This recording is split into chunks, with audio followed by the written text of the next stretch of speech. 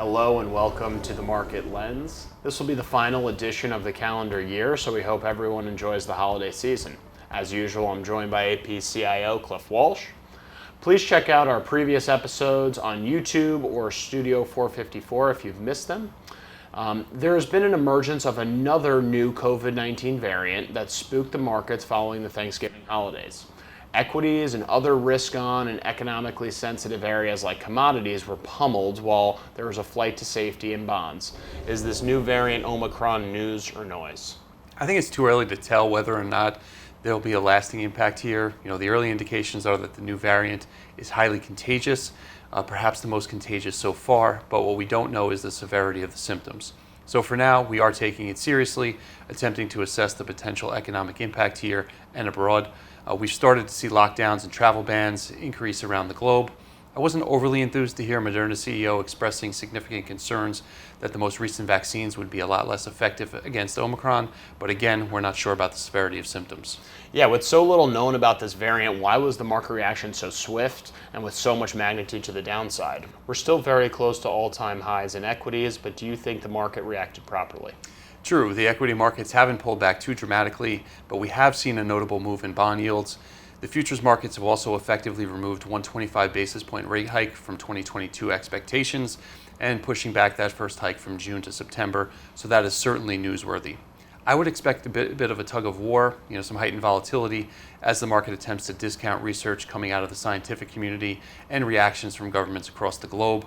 The number of cases has been minimal, and to my knowledge, the symptoms mild, but Omicron has been detected in numerous countries, so it certainly appears to have some legs. Remember, it took 3 or 4 months from the onset of the original COVID-19 virus to show up in the US, but Omicron has already made landfall here, so the tests will come more quickly. It's going to be interesting to see what the contraction rate is in countries with significantly higher vaccination rates than South Africa. If this new variant proves to be more than just noise, we'll probably see a further re-rating of inflation and interest rate expectations. Thanks, Cliff. So this is the perfect time to shift into our next segment and zoom into the market lens on commodities and the impact of inflation and rates.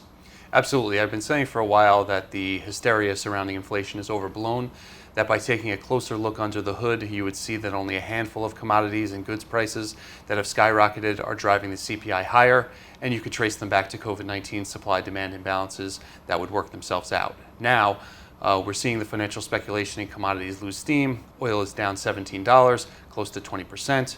The Baltic Dry Index, the benchmark shipping rate, is down 50%. Iron ore, the main component of steel, is down close to 60%. Soybeans and corn are down 25% or so.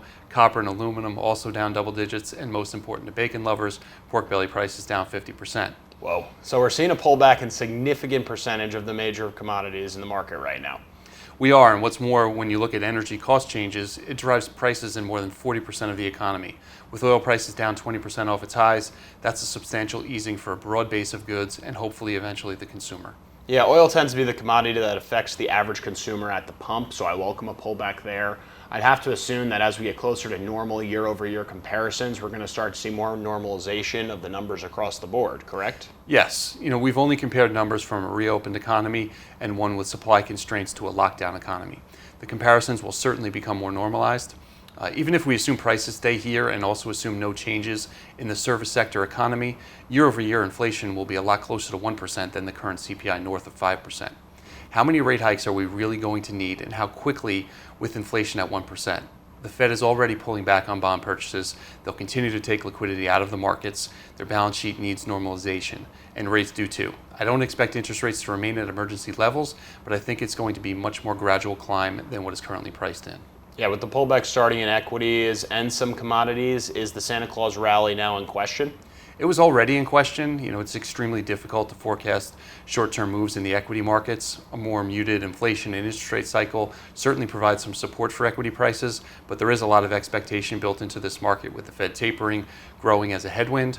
I'm not going to say the market is going to tank into year-end, but I wouldn't count on a major rally to fuel your Christmas spending either.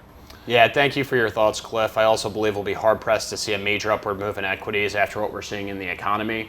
We've also seen significant moves in equities already and the beginning of a breakdown in the technicals of broad indices. I will be keeping a close eye on the movements ahead. So we thank everyone who joined us for the Market Lens, and we hope this lets you see 2020, see you in 2022, and enjoy the holidays.